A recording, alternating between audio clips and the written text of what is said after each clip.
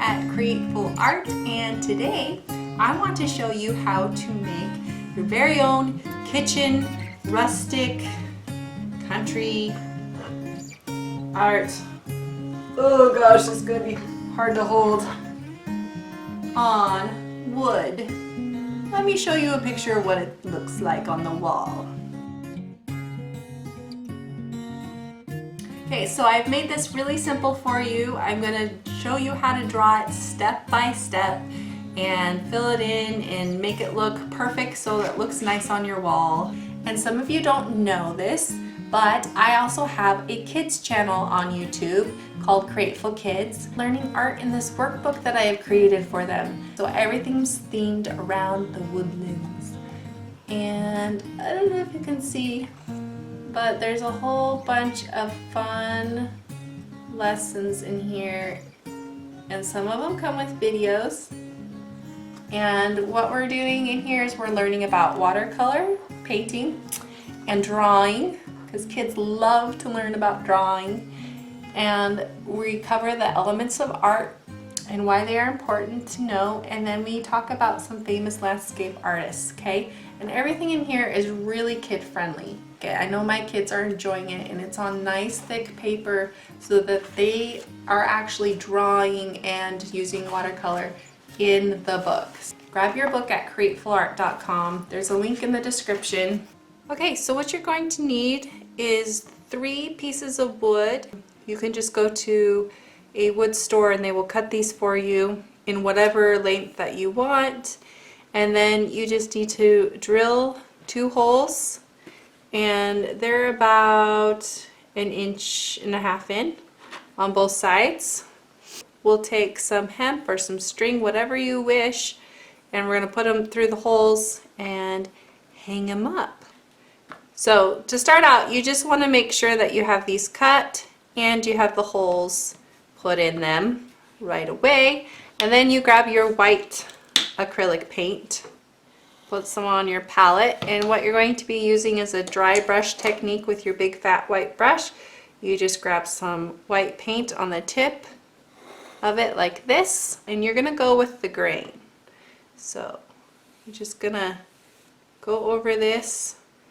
And the reason why we're going over this with some white paint is that we're going to be adding contrast, but we want some of this wood to show through, especially like these kinds of things. So knots in the wood and stuff like that, we still want that. That's really cool, so we keep that.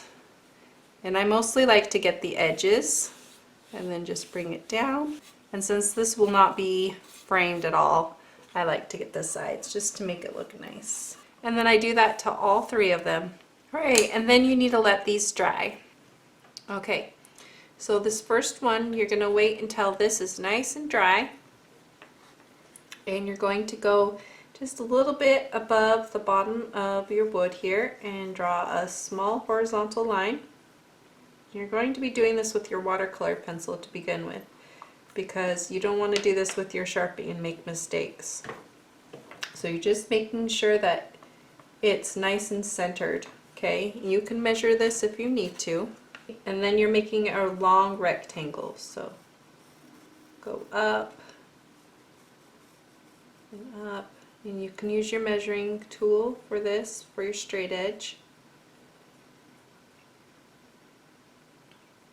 Okay, and then you just want this short handle here because the whisk is what we're drawing, and we want it to be underneath these right here. So we are going to mark the top of the whisk right here. And then we're going to draw 2 parallel lines right here on the inside, and then one just kind of on the outside and another on the outside, okay?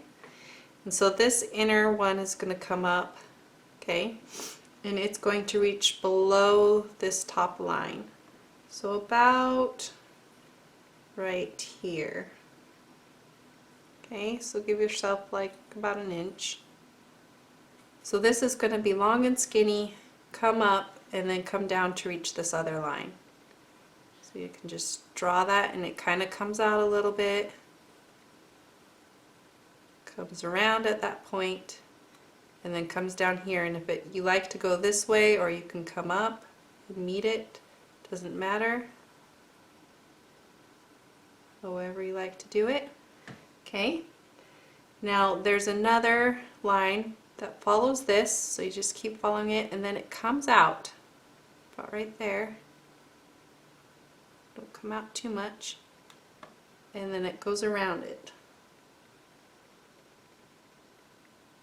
It points at the top and comes onto this other side, and then reaches that same point right here and comes in. So you can kind of follow this line.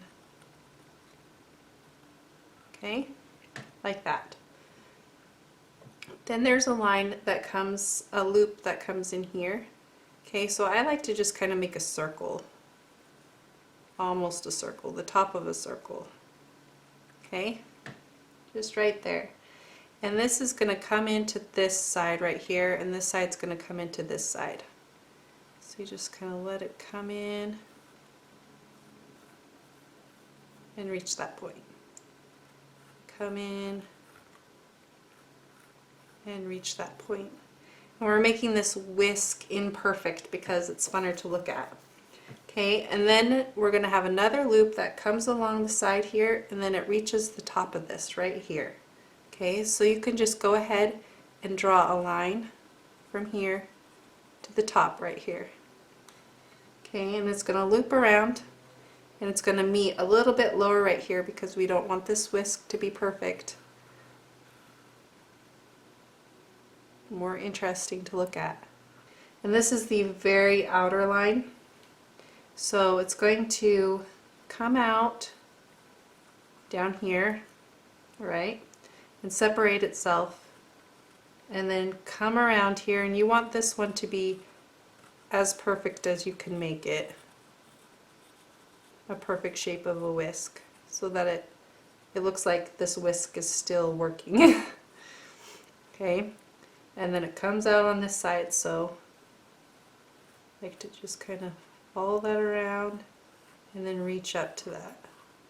Okay, now you can always draw another line up there if you want for your whisk. It just kind of depends. You can see what it looks like if you like it. Okay, so you're going to grab your Sharpie and you're going to follow this line. Just follow this one right now. Okay, and you want to be really slow because it is bumpy, and you want to follow it real nice. And the reason why I'm using a Sharpie and not paint for this part is because it'll be very, very difficult to get nice lines with a paintbrush. It's doable, it's just difficult, and so I want to make this easy for you guys. And then just follow that around. And you're just going to be doing this part with the Sharpie. So you're just following your lines basically, which is really easy. Okay, so once you have that done, you just want to give yourself some black paint, some black acrylic paint. Grab yourself a flat tipped brush. All you do is use the sides of your brush to make a flat edge like this. And on the side, you just follow it, make a line. And you really won't be able to see the difference between the marker and the paint. And follow that on the bottom. But that is good. Okay, so once you're done with this, you can go ahead and add your string. Okay, so how I like to hang this is I like to put the twine through the back here. Ta-da! Okay, and then I like to hang it with a knot right here, and then this looped over in the back, and that makes sure that it lies flat against the wall. Because if you put it in the front right here, like this, sometimes it can make it not flat against the wall. So, and I just take this and I make some knots, and I can put on the very end here.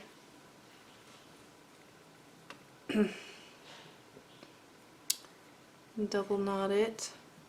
Okay. And then just pull it like that. See? And it's really cute. And then a knot around that knot.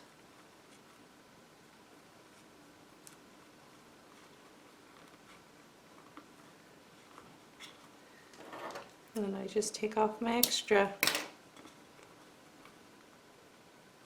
Okay?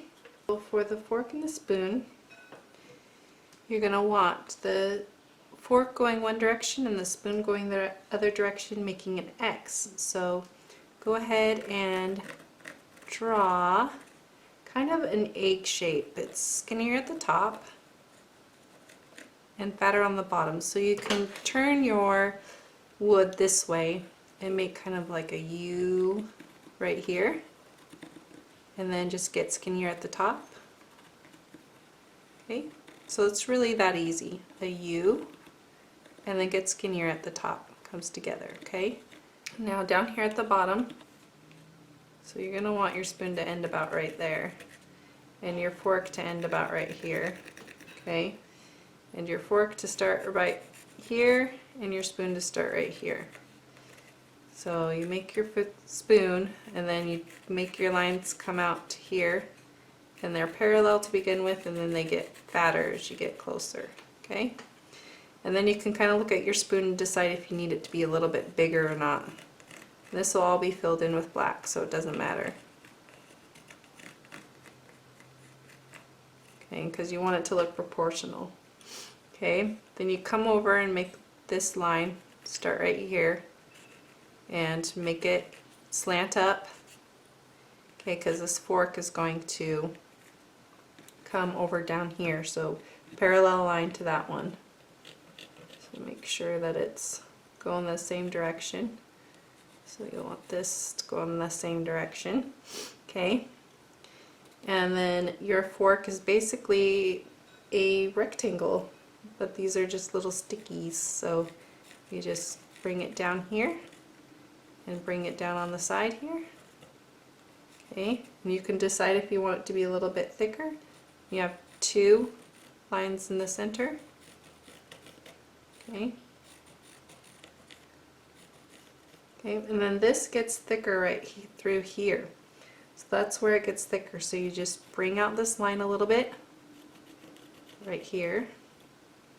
Okay, and then make it have a point right here, and it points and comes back in like that. Okay, so this will be a little bit thicker right down through here, because that's how forks are. Okay, so this just goes out, out, in, okay, and then same thing as this one. Okay, and it's silhouetted, so it doesn't matter if you go over it. It's going to come out to this line, and this one's going to come out to that. Okay, and that's your spoon and your fork. And when you erase your lines on here, just make sure you don't scrub too hard that you take the white off, but it will appear darker until it dries because you added water to wood. Okay, you let that dry. And then you take your paintbrush here, and you're just gonna go across this line down here. Okay. And use your flat side of your brush to go on the side here. Basically, you're just drawing the line with it. I need some more room for my right arm. Okay. And then you can turn it around to get the other side. That's what I like to do because it's just awkward the other way. And then you can fill it in. And then just be careful about it when you fill it in. I still like to use the edge to fill it in against that edge so that I don't end up making jaggedy marks on the outside. It makes you kind of follow that line. And then if I get close to this side, I like to just use the edge again to go in. Okay? And then you just do the same thing, use the edge to follow the line around your spoon. Okay.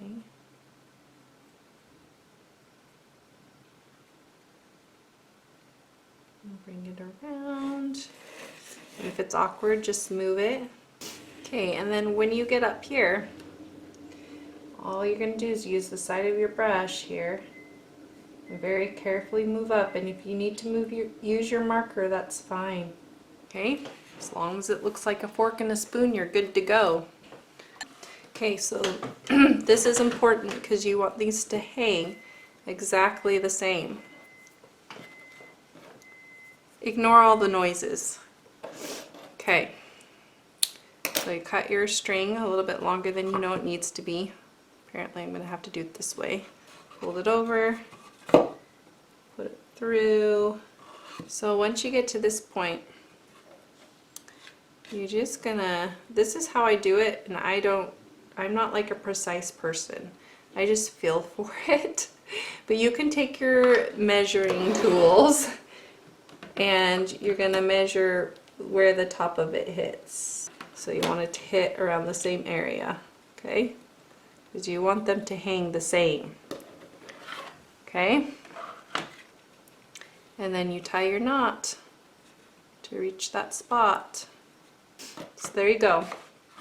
There's your fork and your spoon and your whisk. Okay, so now you have your knife, and your knife is pretty much the easiest one.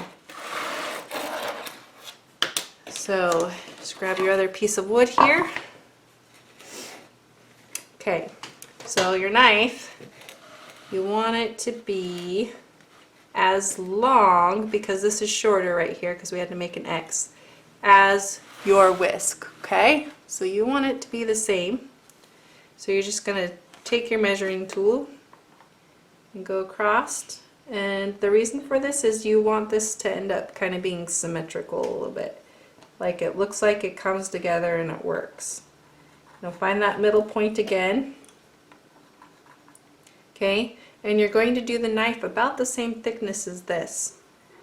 Okay, and that's going to make this all look good and come together. So you want to come up with your knife and also have that rectangle edge so they look like it's all, you know, supposed to be the same type of set. And then what you're going to do is you're going to leave this side flat. So the knife is completely flat, okay, and it comes up to be around the same spot and the same spot as this, okay. And you can even use your measuring tool to just draw a straight line that goes down. Okay, that's how easy the knife is, okay, on that side anyways. Alright, and then this side, of course, comes out. You can kind of round that edge if you want it to be a butter knife or a sharp knife, whatever, it doesn't matter. And what you want is this to come in and then come back out. So take this and move it up to about right there, and then this to come out, and then rectangle kind of back in. Okay, right? So easy. Isn't the knife just easy? Then you take your paintbrush